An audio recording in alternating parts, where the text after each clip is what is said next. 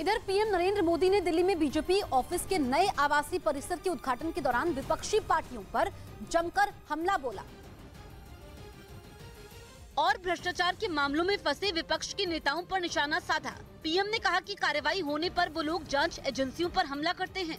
भ्रष्टाचार ने हमारे देश का बहुत नुकसान किया है। दिमक की तरह देश को खोखला किया है भ्रष्टाचार ने।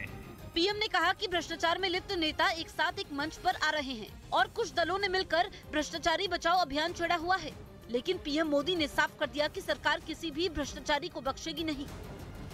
उधर यूक्रेन ने कीव में रूस के ड्रोन हमले को नाकाम करने का दावा किया। यूक्रेन की सेना के मुताबिक एयर डिफेंस सिस्टम ने कीव के आसमान में रूसी ड्रोन को मार गिराया, जिसका मलबा जमीन पर गिरने के बाद करीब 2000 वर्ग फीट के इलाके में आग लग गई, जिसमें एक दुकान पूरी तरह जल गई। गनीमत यह रही कि इससे किसी की जान नहीं गई। कीव में तैनात सैन्य अधिकारियों ने दावा किया कि रूस ने कीव और उसके आसपास के इलाकों के लिए कुल 12 ड्रोन लॉन्च किए थे, लेकिन एयर डिफेंस सिस्टम ने सबको नष्ट कर दिया।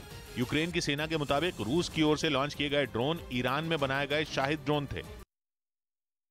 इजरायल में जनता के बढ़ते विरोध ने वहां के प्रधानमंत्री बेंजामिन नेतन्याहू को झुका दिया और उन्होंने विवादास्पद न्यायिक सुधार बिल को टाल दिया। नेतन्याहू के मुताबिक देश में गृह युद्ध छिड़ने से बचाने के लिए उन्होंने ये फैसला किया और बिल को संसद के अगले सत्र तक टाल दिया, क्योंकि न्यायिक सुधार बिल आने के बाद इजरायल में बवाल मच गया था। वहां नेतन्याहू के विरोधी और समर्थकों के बीच कई बार झड़प हुई। इजरायल की सड़कों पर ऐसा दिखाई दिया मानो वहां गृह युद्ध छिड़ गया हो। इस दौरान वहां की संसद के बाहर भी बिल के विरोध में शांतिपूर्ण प्रदर्शन होता रहा, लेकिन लोगों का गुस्सा तब भड़क गया जब नेतन्याहू ने न्यायिक सुधार बिल का विरोध करने पर अपने रक्षा मंत्री को ही बर्खास्त कर दिया, जिसके बाद 26 और 27 मार्च को इजरायल में विरोध प्रदर्शन और तेज हो गया। लोगों ने नेतन्याहू के घर के बाहर भी जोरदार प्रदर्शन किया। लेकिन नेतन्याहू की परेशानी तब ज्यादा बढ़ गई जब तेल अवीव में एयरपोर्ट पर काम करने वाले कर्मचारियों ने भी काम बंद कर दिया, जिसकी वजह से वहां एक रोज पहले उड़ानों को भी रद्द करना पड़ा।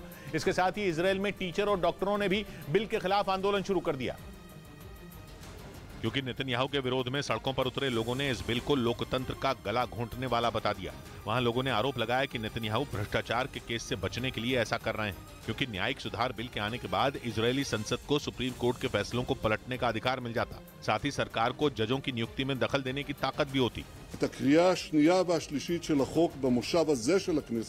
इसी वजह से इजरायल में बड़े पैमाने पर इस बिल का विरोध शुरू हो गया, जिसके बाद नेतन्याहू को झुकना पड़ा। इजरायल में संसद का अगला सत्र अप्रैल में शुरू होगा। माना जा रहा है कि तब बेंजामिन नेतन्याहू न्यायिक सुधार बिल को पास कराने में अपना पूरा जोर लगा देंगे।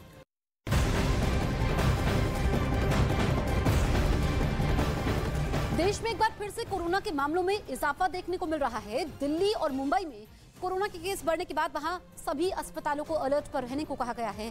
सभी अस्पतालों को कोविड के बेड तैयार रखने को कहा गया है। मुंबई में पिछले 5 दिनों में कोविड के मामलों में तेजी देखने को मिली है। वहां पर पिछले 5 दिनों में कोरोना के